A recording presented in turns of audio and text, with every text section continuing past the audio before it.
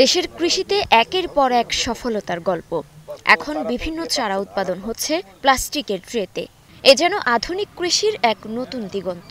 আগে যেখানে চারা উৎপাদন হতো মাটিতে, সেখানে এখন আধুনিক প্রযুক্তি নির্ভর প্লাস্টিকের ট্রেতে সবজি চারা উৎপাদন করে সফল হচ্ছেন অনেক কৃষক। প্রতিদিন ভোরবেলা থেকেই আশারতের নার্সারিতে ভিড় করেন আশপাশের গ্রামের কৃষকরা। চলতি মৌসুমেই তিনি উৎপাদন করেছেন প্রায় ৯ লাখ সবজি চারা। তারপরও কৃষকদের বিপুল চাহিদা মেটানো সম্ভব হবে না বলে মনে করছেন এই কৃষক।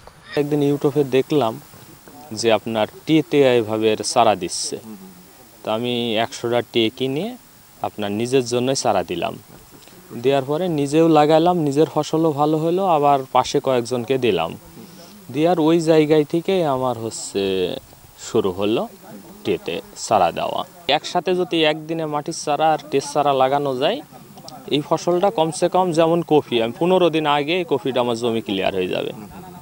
আর মাটির চারা তুললে আপনার শেকড় কেটে যায়, আবার নতুন শেকড় হবে, তারপরে ওই চারাটা মানান হবে।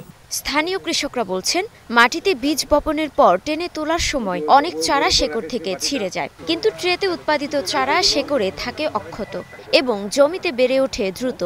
২০০০ চারা লাগালে হয়তো ৪০০-৫০০ মকল যায়, তখন ওই জায়গাটা পরিচর্যার ক্ষেত্রে প্রবলেম হয়, ঘাস হয়। যে চারাটা দিচ্ছি আর কি, চারাটা ওঠানোর সময় শেকড় ছিঁড়ে যায়।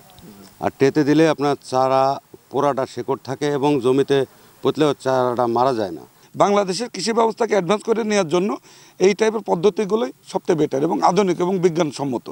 কৃষি কর্মকর্তারা বলছেন, এমন পদ্ধতিতে চারা উৎপাদনে মান যেমন বাড়ছে, তেমনি লাভবান হচ্ছেন বহুগুণ।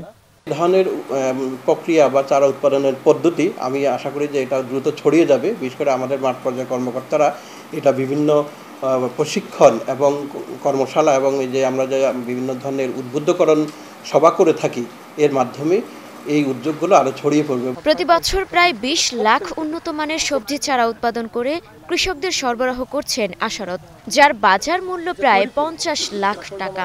নিজের পরিশ্রম ও আধুনিক চিন্তাধারায় আশারত এখন কুষ্টিয়ার কৃষিতে এক সফল নাম। Desk report, star news.